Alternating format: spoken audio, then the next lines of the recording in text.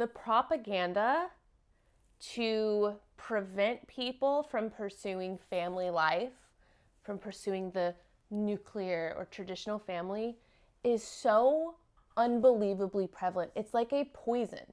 It really feels like we are being injected with lies and propaganda to keep all of us from believing that we can have a family and be happy. Okay, so this article came out from Smart Asset, which you would think is like mathematically accurate, objective, all the things.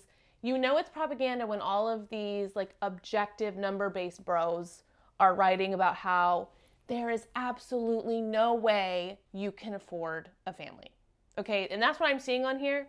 So this article is called "Here's the Salary It Takes to Live Comfortably in Each United States State," a 2025 study.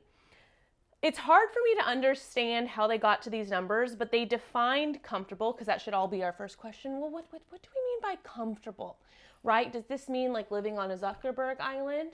Or does this mean like being able to eat out once a week? Okay, because in my mind, it's like comfortable is eat out once a week, maybe twice a week. None of us should be doing it, okay, because we're all fat and dying from cardiac arrest. But if we really want to be comfortable, we want the option to eat out once or twice a week, get your coffee a couple times a week, right? Spend that $18 on your disgusting bitter Starbucks coffee. That's comfortable. That's how I would define it. Okay, this defines it as one way to estimate how much income is needed for these collective expenses is the 50-30-20 budget rule. This rule suggests allocating 50% of your income to necessities. So what they're really saying is you're spending half of your money, your income, on necessities, and the other 50%, the 30-20, 30% will go to discretionary funds and 20% to long-term goals like retirement savings or paying off debt. And by the way, discretionary spending is vacations, hobbies, educational funds. Educational funds is something else. Okay, so vacations and hobbies, apparently your vacations and hobbies should take up 30% of your income. From my understanding, 30% of your income is supposed to be your mortgage. But they're saying 30% of that should be part of your 50%, and then 30% of it should go to vacations. I just want to say I am a mom of 2, and I haven't flown to go take a vacation. Like, my mom helped pay for my last one, so that one doesn't count. But I have not flown with my husband to go somewhere since we had children.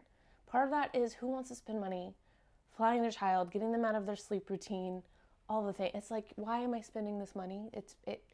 I would rather have a sleepover in my room and have my parents come get my baby and take him for 2 days, right? I would rather have that.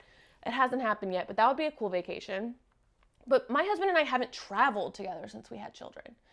And yet, we've done road trips places and brought our kids with us twice, and those are our vacations.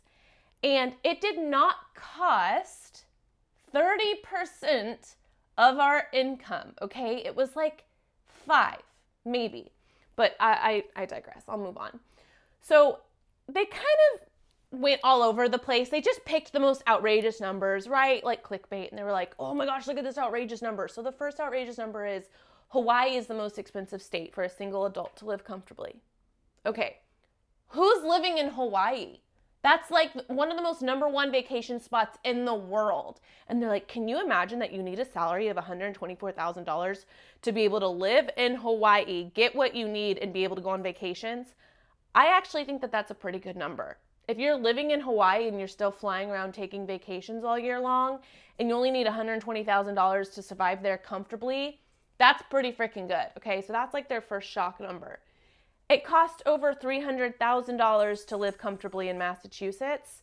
Massachusetts is Boston is one of, like which city are we talking about here, right? Because I remember being in Massachusetts recently, and I was over in this small town area. It was rural, and they had this beautiful farmer's market going on. This was a few years back, before children, obviously, right? And some of their properties were like $250 for a 3-bed, 2-bath. And this was after COVID. This was after all the massive spikes and BlackRock came in and bought up everything. They're saying it costs $300,000 for a family to live comfortably in Massachusetts. 2 adults, 2 children.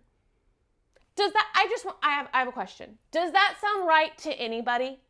Do we actually think that? Do we believe what they're saying?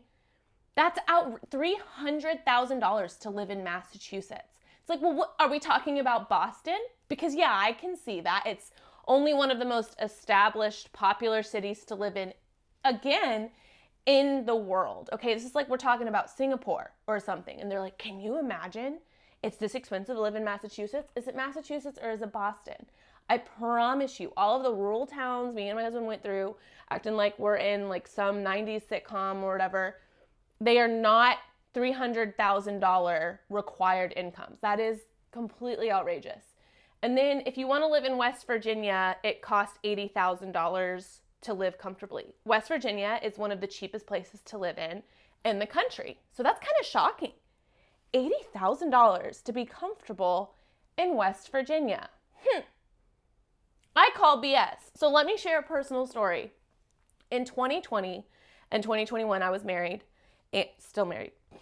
Don't get it twisted now. I'm not a divorced woman. But I was taking care of myself before my husband and I got married. We were engaged and I was a teacher. Okay. And I had like $10,000 worth of debt to pay off my teacher certification program, right? And that's all I had. I was very blessed. My undergrad was paid for by my parents, but I had a $10,000 loan. And then I was living in Fort Worth. And I was living in the artsy historic district of Fort Worth in a 2-bedroom apartment, funding it entirely by myself on a Fort Worth teacher salary. Okay. And I worked some extra hours doing tutoring during the week. But that was like a $55,000 income in a 2-bedroom, 1,000 square foot apartment by myself with a cat in the historic art district of Fort Worth, Texas. Okay, in DFW, it ain't cheap. And I was very comfortable. I mean, I was shopping at Whole Foods. We don't shop at Whole Foods anymore. We can't afford it. But I was shopping at Whole Foods. I was eating out too many times to count during that time. Okay, it was that, single bachelorette lifestyle. And $55,000 a year with a little bit of debt to pay off. They're saying in West Virginia to be comfortable, it's $80,000. But people who don't think or don't have experience or are really, really bitter all the time read that and they're like, girl, like I could never have kids. This is why we should not have children, to protest, the government. And meanwhile, everyone coming into the country is bringing like 1 million kids with them. But the actual citizens here, the natives, like you and me, we are not having kids because of stuff like this. See, other people coming in who are from foreign countries and stuff, their situations are horrible, horrendous, dire. Okay, who wants to live in India? So you come from India on your HB1, H1B, whatever it's called, on your work visa. You're making less than the average American software engineer. That's why they hired you. You're cheaper labor. They bring you in, you bring your family with you. And that can be your parents and your grandparents and a couple of siblings. And y'all all live in a 2-bedroom apartment and they're thriving. They're like in heaven because it's not India. So then we tell Americans who are already here, we're like, it costs you $80,000 to live in West Virginia comfortably. And they're like, oh, I can't go to Europe, on anything less than that. And it's like, I don't know, maybe people will be annoyed that I'm hating on like luxurious travel, but that is a privilege. Like that shouldn't be an expectation. So if we assume that we should always be able to travel like that and spend money like that and have a new car every couple years, like I know people who are getting new leases every few years because they've convinced themselves from propaganda and other things and their own lack of self-education. They have convinced themselves that they absolutely need the next car. They can't have a car for more than 3 or 4 years because it makes them unattractive or it's going to break down. The car's going to fall apart. They have to get a new car. And so we've convinced ourselves that we need all of these things to be comfortable. And I think personally, comfortable, the absolute basic necessities are, we're a family of 4 living in 1,000 square feet. We have this gorgeous backyard here in DFW, but it's 1,000 square feet. It's a 1950s home that hasn't been updated. Like we're not living a bougie, luxurious lifestyle. But I think comfortable is, does your AC, right, and heating work wherever you're at? Are you able to get food on the table every day? Do you have clean water? And can you pay for your transportation? To me, personally, that's your basic necessities. Everything after that is extra. It's plus. And I don't know if that's like, I don't know, are we just not used to living that way? Because we do have so much here. We have so much available to us through Amazon, and we see everybody and their mother traveling all year long. Is it completely ignorant of me to say that like that should be to us, that should be basic necessities, and then everything after that is extra? It's like a blessing. It's a privilege. I'm using all my Christian-y words. But if you scroll down here, you get to this chart that they have. I saw it on, someone posted it on X. I'll actually just pull it up on X. But it says the income that a family needs in Texas, 2 adults, 2 children, to be comfortable is $201,000. And again, it's like, so I'm in DFW, one of the most expensive areas in Texas. And we're right in central DFW, okay? Where we are like 20, 25 minutes from everything all around us. And we don't make $200,000 a year. We are not close to $200,000 a year. My husband, my sweet, providing, hardworking husband, does not make $200,000 a year. And I am more than comfortable. We took 2 road trips this year. We go to Austin to see our friends a couple times a year, and we bring our kids with us, and we take the 2001 Ford truck that we have. And we get food on the table every single day. We even eat out once a week. Sometimes, if I'm struggling with pregnancy sickness, my kids are being extra fussy, if I'm having to nurse a lot and I need more calories, we'll eat out a couple of times a week. We're comfortable. We have a dog. We have a couple of chickens. And I can get my hair did once a year. I stopped getting my nails done because that felt extra. But we don't make $200,000 a year. And I just described to you quite a few things that are quite nice for us. Our parents, neither set, has ever given us a single dime. I have friends living in Austin, Texas, family of 5, who they've gotten some money, they've gotten some financial help to buy a family car and things like that. Things that families have always done for one another since the beginning of time. I have friends like that, making $80,000 a year.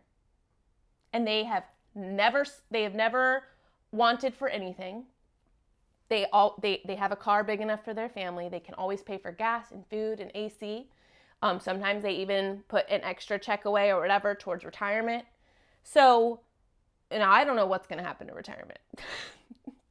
Because with us not having babies, I don't know how we'll have a population to support Social Security. So I can't venture to support the idea of retirement in the future. I don't know if that's going to be, I think that's dead. I think that dream is dead for us because we're not having babies. We won't be able to support, no one's going to be able to support our Social Security. So we'll make do. Guess we're back to multi-generational living. But we're being told that $200,000 a year is required to be comfortable in Texas. It's a lie. I just described the 2 most expensive areas in Texas to live in. And my family and my friend's family, who has more kids than the average family, than what they're even describing here, they're doing great. They're not struggling. I'm not struggling. It's just, I think maybe our perception of comfortable, of being content, of being happy is so unbelievably twisted. I do think that comes from consumerism, and I think it comes from all of these companies just wanting your money so badly and convincing everybody that they need this, that this is the bare minimum. The bare minimum is getting your nails done weekly. The bare minimum is having long, luxurious hair extensions. The bare minimum is keeping up with all of these like styles and fashion trends and all the things. That is the bare minimum is you should be traveling across the world yearly. Absolutely. And then when you look at the numbers, see, for taking kids with you who are not going to make that trip any more enjoyable, any easier, okay? You go, oh my gosh, I can't afford children. That's crazy. Okay, but meanwhile, you're getting drinks with your friends every night, right? You're spending $80 a night when you go out multiple times a week. But we've convinced ourselves, I can't afford that. I'm not going to be happy. And I don't know, it's crazy. It's propaganda. I don't think that that's a stretch for me to say. So when you hear these numbers, do you say, oh, that makes sense? Yeah, $80,000 a year in West Virginia makes perfect sense. $200,000 for a family of 4 in Texas. Yep, that makes it. And it's not household income. They're saying, I guess for that case, it's household income. But I don't know. I call BS on that. That's my view. Stop listening to the lies that you need more and more and more to have children, and that children take and take and take, and it's just not worth it, and it's just gonna suck the life out of you and all the fun. Like my husband and I have traveled way less in the last 2.5 years of marriage than we did the first 2.5 years of marriage, because we've been married 5 years. Yes, thank you. Congratulations to us. But we have never been like more in tune with one another, more in love with one another, more like laughed more than we have now.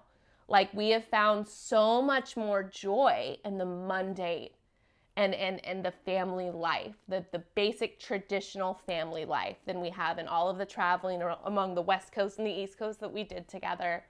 And the eating at really nice restaurants for date night, the way we did weekly when we were first married. And I thought I was going to have a bougie car at this point, and I'm driving a 2001 Ford truck, and I really like my truck, so I flex that twice now in this video because I'm proud of that truck. But we're happier. And a lot of that comes back to Christianity, and I'm not going to preach right now. Not this time. But I do think we have to start debunking the lies and fight against all of this propaganda that's just being shoved down our throats from people like Smart Asset.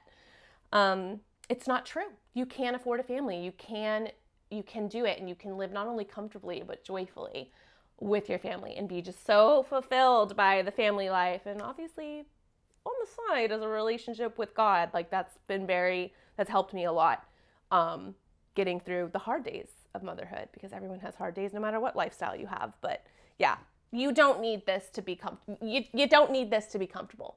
Ignore it. Fight the propaganda. Anyway, if you want to hear more of my rants about family life and children and being pro-life and pro-family, I'm your girl, okay? So do you like my red, my Christmas theme? Okay, I'm going to stop talking. Like, comment, subscribe. I'll see you next week.